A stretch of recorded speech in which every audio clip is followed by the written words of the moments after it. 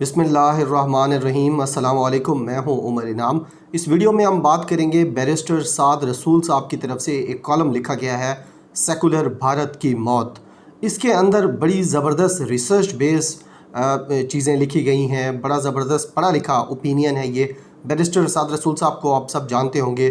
दुनिया न्यूज़ पे उनका प्रोग्राम भी आता है, दी नेशन अखबार में भी लिखते हैं, नेशनल और इंटरनेशनल न्यूज़पेपर्स के लिए, टीवीज़ के लिए अक्सर वो नज़र आते हैं और बड़ा पढ़ा लिखा पॉइंट ऑफ व्यू अक्सर उनका देखने को मिलता है, नौजवानों से बड़ा पसंद करते हैं। ये जो सेकुलर भारत की मौत उन्होंने लिखा है, ये हकीकत से इसलिए करीब तर है कि जितनी उन्होंने मिसालें इसके अंदर दी हैं और जिस तरीके से उन्होंने कंसाइज करके इसके अंदर लिखा है, वो पढ़कर सुनकर बंदे को लगता है कि वाक़ईतन जो कुछ भारत के साथ उसका कोई दुश्मन नहीं कर सका, वो मोदी साहब ने कर छोड़ा है।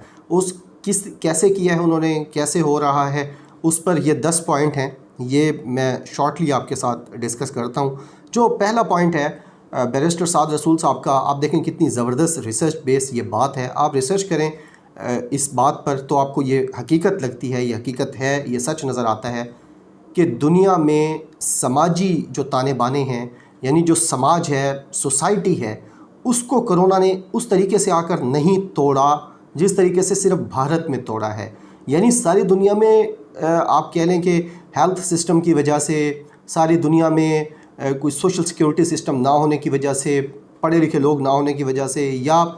गरीब जो है वो मसले मसाइल का शिकार हैं, लेकिन वो सारा मसला क्या है, वो गुर्बत का है, वो बीमारी का है। लेकिन जो फ़िरका वाराना और जो मज़हब के हवाले से जो चीज़ें सामने आ रही हैं, जो तफरीक सामने आ रही है, वो सिर्फ भारत में हमें नज़र आ रही है। ये बड़ा ज़बरदस्त उन्होंने पॉइंट इसमें उठाया है बैरिस्टर साद रसूल साहब ने, कि जिस तरीके से कोरोना ने भारत के समाजी दाने बाने बिखेरे हैं, उस तरह दुनिया के किसी सोसाइटी में हमने ये तफरीक मज़हब के दरमियान, मुख्तलिफ़ मज़ाहिब के दरमियान, मुख्तलिफ़ कौमियतों के दरमियान नहीं देखी इस वक्त। इसके अलावा वो कहते हैं कि मोदी हुकूमत अपनी निस्फ के करीब आबादी के लिए इस वायरस को फ़िरका वाराना और मजहबी रंग दे रही है। ये मुल्क बड़ी तेज़ी से अदम बर्दाश्त और ख़ुदकुशी की ढलवान पर लड़ख रहा है। यानी जो मुसलमान हैं,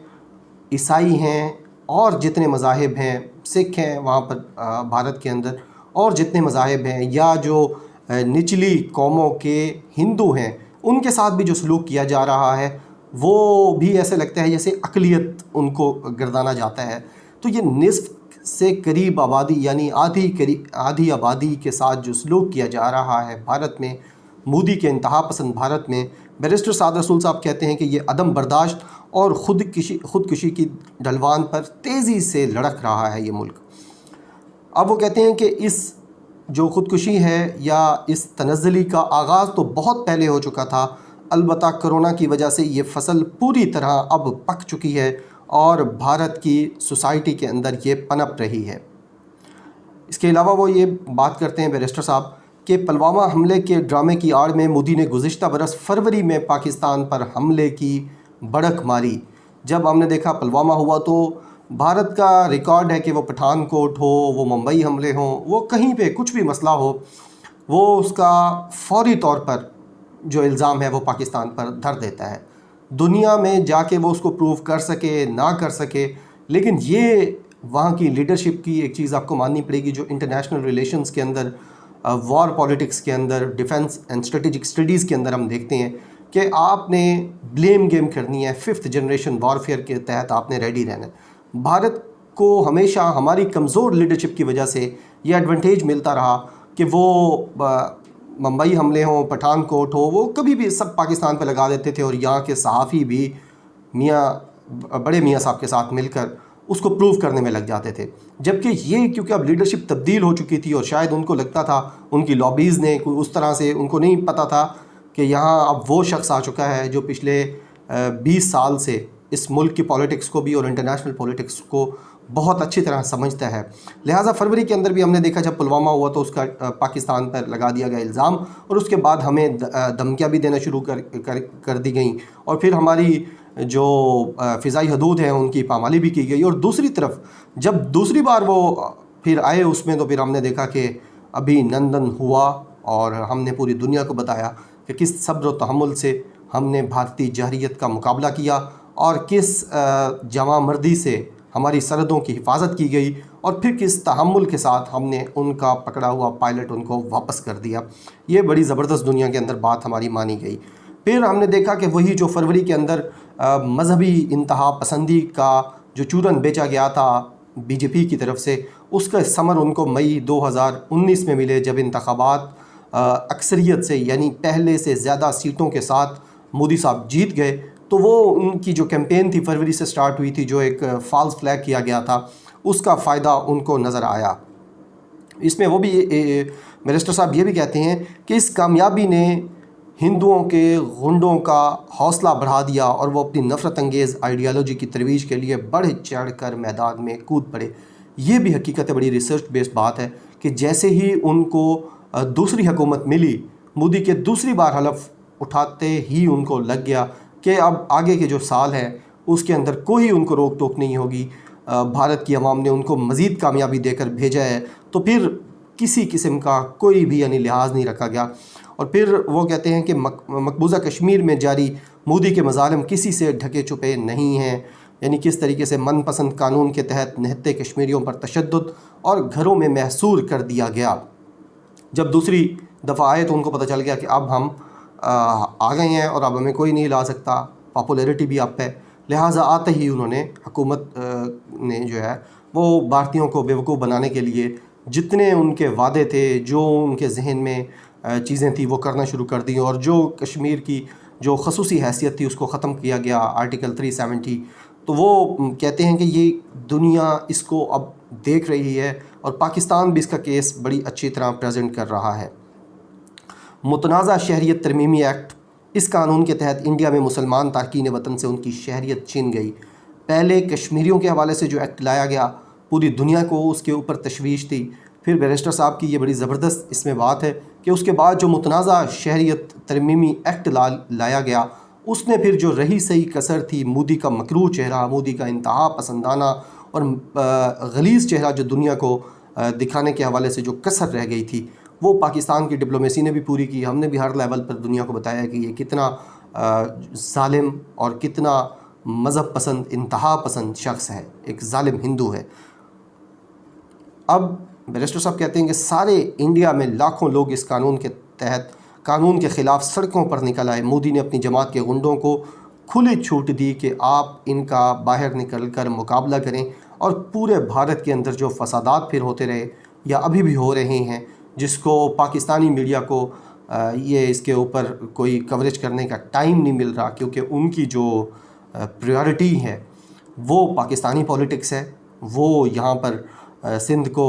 और पाकिस्तान को लड़वाना है। ये मैं अपनी तरफ से कमेंट कर रहा हूँ कि पाकिस्तानी मीडिया को ये चाहिए था कि जब भारत के अंदर ये सब हो रहा था और तरमीमी एक्ट जो था शहरियत का मुतनाज़ा तरमीमी एक्ट, उसके ख़िलाफ़ पूरी भारत के अंदर मुजाहरे हो रहे थे, तो हमें चाहिए था पाकिस्तानी मीडिया को कि हम ज़्यादा से ज़्यादा इस मौके का फ़ायदा उठाते हुए अपने शहरियों को इसके बारे में अवेयर करते, और फिर शहरी पूरी दुनिया के अंदर जहाँ जहाँ भी हैं वो इसके ऊपर पाकिस्तान के एम्बेसडर बनते। लेकिन ये बैरिस्टर साहब ने भी इसमें लिखा है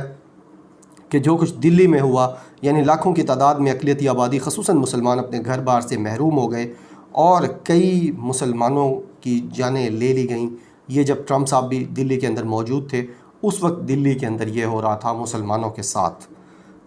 और फिर वो कहते हैं कि अभी मोदी अपनी इन चालों के असरात से निकल ही नहीं पाया था, यानी जो कश्मीर के अंदर किया गया, जो मुतनाज़ा शहरियत एक्ट लाया गया, उसके अंदर जो उन्होंने की मजहबी इंतहा पसंदी, अभी उसकी उन चालों के असरात से नहीं निकल पाया था कि करोना आ गया और गुर्बत, बेघरी, बेरोज़गारी और कमज़ोर समाजी ढांचा सारी दुनिया के सामने, भारत का जो ढांचा है वो सारी दुनिया के सामने आया हो गया। और अभी ये सब चल ही रहा था कि मोदी हुकूमत ने एक और बड़ी हिमाकत कर डाली और सिर्फ 4 घंटे के नोटिस के ऊपर कोरोना की वजह से उन्होंने पूरा भारत सील कर दिया, लॉकडाउन कर दिया, जिसकी वजह से एक बहुत बड़ा जो मेहनतकश तबका था वो फंस गया रोडों के ऊपर, उसको हिजरत करनी पड़ी अपनी भूख मिटाने के लिए। سارے انڈیا میں کرونا وائرس سے پھیلاؤ کے بعد مودی کی نسلی امتیاز والی حکومت نے مسائل کا ملبہ مسلمانوں پر ڈالنا شروع کر دیا، اور یہ وہی ہوا. یعنی اس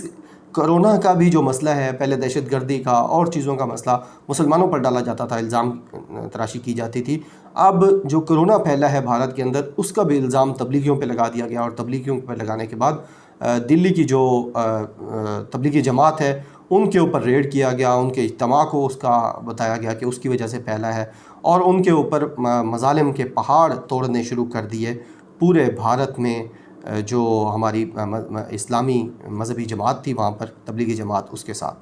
اب آخر میں وہ یہ کہتے ہیں کہ مودی کی جو انتہا پسندی ہے بی جے پی کی، وہ سینیٹر سبرامینین سوامی جنہوں نے پچھلے دنوں ایک عالمی ادارے کو انٹرویو دیتے ہوئے کہا کہ اقلیتی آبادی انڈیا میں برابر شہری حقوق نہیں رکھتی، مساوی حقوق جیسی کوئی شے نہیں ہوتی، اور یہ نقطہ نظر ہر پہلو سے سیکولر انڈیا کی موت ہے. یعنی اب جب ان کے سینیٹر یہ بات کرنا شروع کر دیں کہ مساوی حقوق کچھ نہیں ہوتے، ایکول رائٹس کچھ نہیں ہوتے، اور بھارت کی کوئی اقلیتی آبادی جو ہے وہ برابر کے شہری حقوق نہیں رکھتی، یہ جب ان کے سینیٹر کہنا شروع کر دیں تو پھر ظاہر ہے دنیا کو شاید تھوڑا سا وقت تو لگے، پاکستان کو بھی پریزنٹ کرنے میں کیس وقت تو لگے، لیکن یہ پھر حقیقت ڈھکی چھپی نہیں کہ دنیا اس کا نوٹس لے رہی ہے. اور وہی بات جو میں نے پہلے شروع میں کی کہ بھارت کو اتنا نقصان شاید کسی نے کبھی نہیں پہنچایا تھا جتنا مودی نے پہنچایا ہے. لہٰذا یہ تھا سیکولر بھارت کا جو پوسٹ مارٹم کیا ہے بیرسٹر سعد رسول صاحب نے، اس کے 10 اہم نکات تھے. امید ہے آپ کو پسند آئے گا، اور اس کا جو فیڈ بیک ہے وہ بھی آپ بیرسٹر سعد رسول صاحب کو ان کے ٹویٹر پر دیں گے. بہت شکریہ. اللہ حافظ.